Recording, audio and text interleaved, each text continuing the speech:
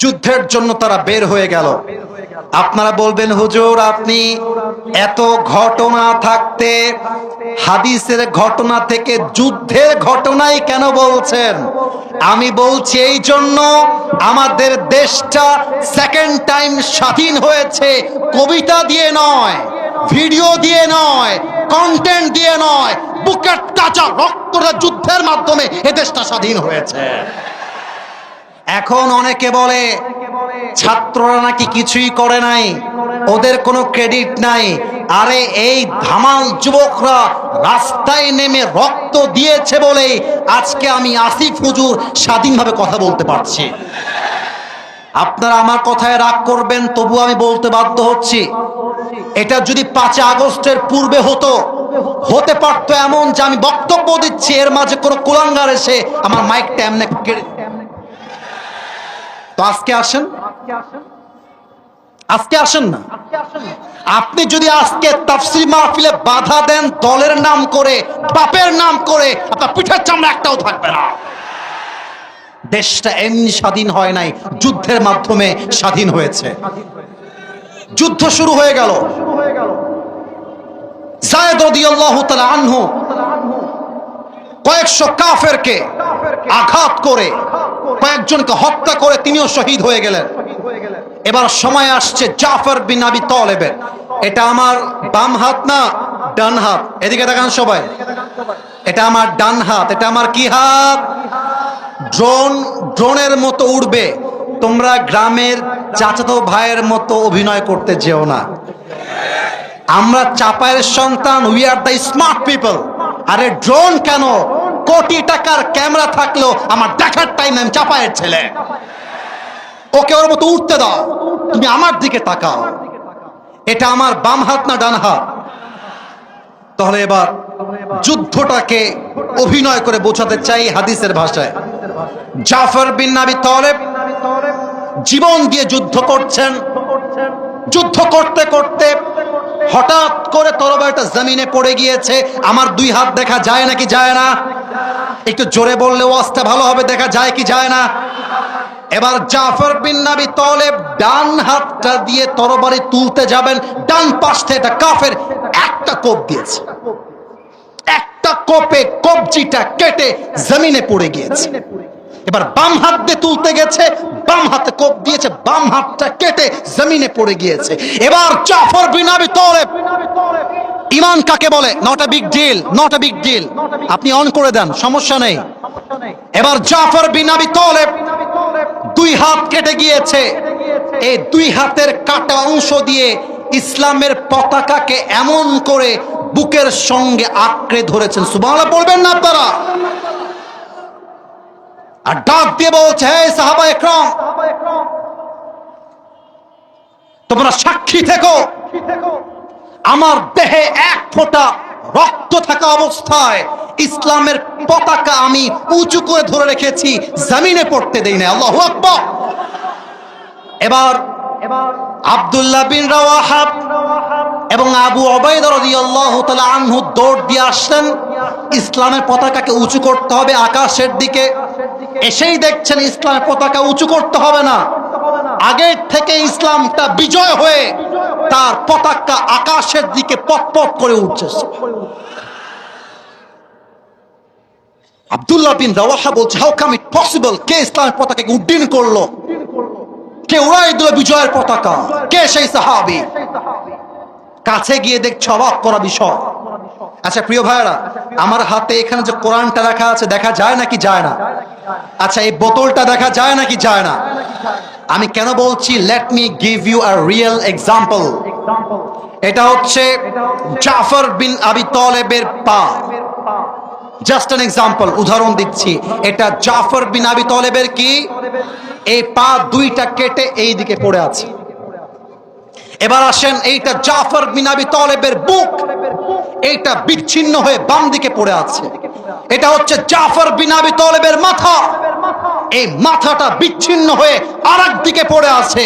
আর জাফর বিন আবি তালেব ঈমানের জোর কত বেশি, মাথা বিচ্ছিন্ন হয়ে গিয়েছে, দাঁত দিয়ে ইসলামের পতাকার লাঠিকে আঁকড়ে ধরে ইসলামের পতাকায় বিজয় করে উড্ডীন করে রেখে দিয়েছে। আল্লাহু আকবার।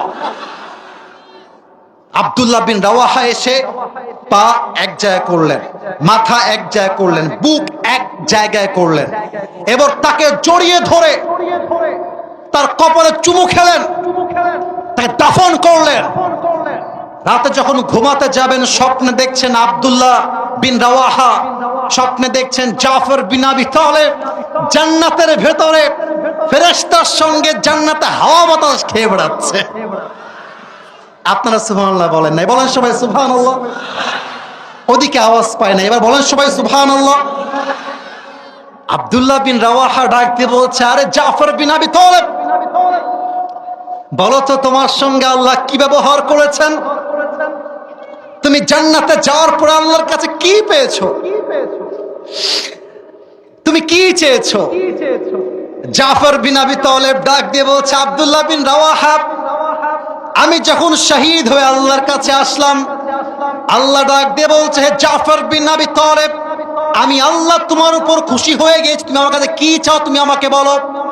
জাফর বিন আবি তালেব ডাক দিয়ে বলছে, আল্লাহ কিছুই চাই না, জাস্ট একটা জিনিস চাই, তুমি আমাকে আবার জীবন দাও, আমি দুনিয়া আবার যেতে চাই, আল্লাহর রাসূলের ভালোবাসায়, তোমার ভালোবাসায় তাজা রক্ত ঢেলে দিয়ে আবার শহীদ হয়ে তোমার কাছে ফিরে আসতে চাই। ঈমান কাকে বলে? ভালোবাসা কাকে বলে? আপনার সবাই মিজানুর রহমান আজহারী হুজুরের নাম শুনেছেন না? মনে পড়ে গেল, বললে কি রাগটা করবেন নাকি আপনারা? আপনারা আসতে বললেন যে না, জোরে বলেন ইয়েস নাকি না? হ্যাঁ, রাগ করা যাবে না প্রিয় ভাইয়েরা। আমি কোন দলের পক্ষপাতিত্ব করতে এই মাহফিলে অ্যাটেন্ড করি নাই। আজহারী সাহেবকে বলা হয়েছিল জামাতের প্রোডাক্ট, রাজাকার। এই সেম অপবাদ দেওয়া হয়েছিল আল্লামা সাঈদী হুজুরকে। আর উনি কোরআনটা হাতে নিয়ে বলেছিলেন 1971 সালে রাজাকারের কোনো মাটি আমি সাঈদীর গায়ে লাগে নাই। আমাকে রাজাকার বলে কেউ যদি তা প্রমাণ করতে না পারে, এটা স্পষ্ট প্রমাণ হবে সে পিতৃ পরিচয়হীন অবৈধ সন্তান, সে জারদ সন্তান। আপনারা আমার কথা মাইন্ড করলেও কি না করলেও কি, তিনি নবীর ভালোবাসায় একটা কথা বাঘের বাচ্চার মতো বলেছিলেন। উনি বলেছিলেন, তোমার দলের চাকা আজকে উপরে আছে বলে যারা আলেমদেরকে ধরছো, জুলুম করছো, জেলখানায় ঢুকাচ্ছ, সময় আসবে এমন ইন্দুরের গর্ত বানা পালাবার জন্য তোমরা সবাই। সাঈদী হুজুর বলতেন, তোমাদেরকে আমরা যখন নবীর ভালোবাসার কথা বলি, আল্লাহর জমিনে আল্লাহর দ্বীনকে কায়েম করবার কথা বলি, তোমরা আমাদেরকে গালি দাও মৌলবাদী বলে। এত আস্তে ঠিক বললেন কেন? আপনারা বলেন সবাই ঠিক আছে কিনা? আরে মৌলবাদী বললে আমরা তো নারাজ হই না, আমরা তো খুশি হয়ে যাই। আরে কেন? বলে মৌলবাদী আসছে মূল থেকে। মূল মানে কোরআন, মূল মানে হাদিস, মূল মানে আল্লাহ তাআলা, মূল মানে হিজ লাস্ট মেসেঞ্জার মুহাম্মদ সাল্লাল্লাহু আলাইহি ওয়াসাল্লাম। আরে আমরা হলাম মূলবাদী। এবার বলেন তো, গাছের আগায় শক্তি বেশি না গোড়ায়? আরে জোরে কোন, আগায় না গোড়ায়? আমরা হলাম গোড়াবাদী, তোমরা আগাবাদী। বাড়াবাড়ি বেশি করতে যেও না। গাছের ডালে বসে আছো, চুপচাপ বসে থাকো। বেশি বাড়াবাড়ি করলে 16 কোটি মানুষ মিলে গাছের গোড়ায় একটা ঝাঁকুনি মারবে, মামুর বাড়ি দিল্লি গিয়ে পড়বা, তা দিল্লি গিয়েই পড়েছে। অতএব নবীর ভালোবাসা কথা বলবো, আরে আমরা তো স্পষ্ট ভাষায় বলবো। আগামীতে আবার যদি কেউ নবীকে গালি দেয়, অসম্মান করে, আমরা শাপলা চত্বরে বুকের তাজা রক্ত দেওয়ার জন্য প্রস্তুত থাকবো। দুটো হাত তুলে বলা যাচ্ছে না।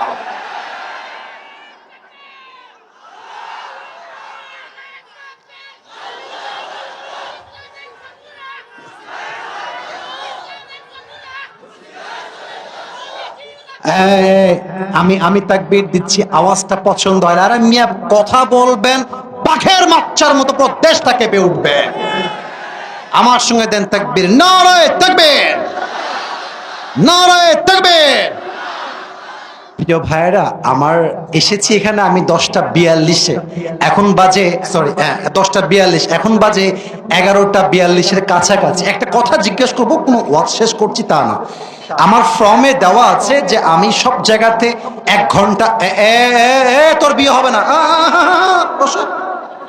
তুমি কি ভেবেছো আমি দেখতে পাবো না? আমি চশমা পরে আছি যে, উঠা যাবে না বে, বসে থাকতে হবে। প্রিয় ভাইয়েরা, আমার নিয়ম হচ্ছে 1 ঘন্টার বেশি আমি ওয়াচ করব না, ফর্ম দেওয়া আছে। তবে সব জায়গায় নিয়ম কানুন দিয়ে ওয়াজ হয় না, মাঝে মাঝে ভালোবাসা দিয়েও তো হিসাব করতে হয়, ঠিক কি না?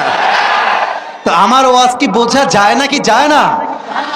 আমরা বলছিলাম নবীজির ভালোবাসা। আর একটা ছোট্ট কথা এর সঙ্গে সমসাময়িক অ্যাড করতে চাই। কিছু মেয়ে আছে দেখবা বোরকা পরেই পার্কে গিয়ে প্রেম করে বেড়ায়। নাই নাই, আর আমি ভুল বলেছি তো? ভুল বললাম না ঠিক বললাম বলো? বোরকা এমন ভাবে পরে দেখলে মনে হবে ये तो अभी के अभी जन्नत से भाग के दुनिया में आई है। বাবা রে বাবা, হাতে মোজা, পায়ে মোজা, মুখ ঢাকা, চোখ ঢাকা, কিন্তু একটা বোরকাওয়ালি মেয়ে 4টা ছেলেকে নাকের ডগায় দই লাগায় ঘুরায় বেড়ায়।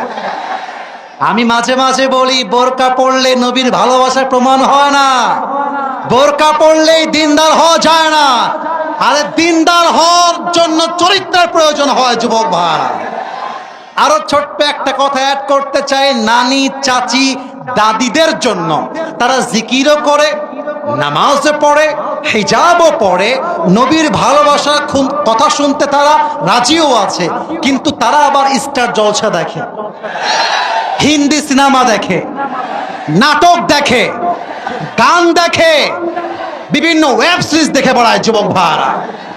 অতএব শুধুমাত্র নবীরে ভালোবাসি, নবীকে ভালোবাসি, ওই জিলাপি খাওয়া ভালোবাসা হলে চলবে না। আর নবীর জন্য তাজা রক্ত দেওয়ার জন্য প্রস্তুত থাকতে হবে।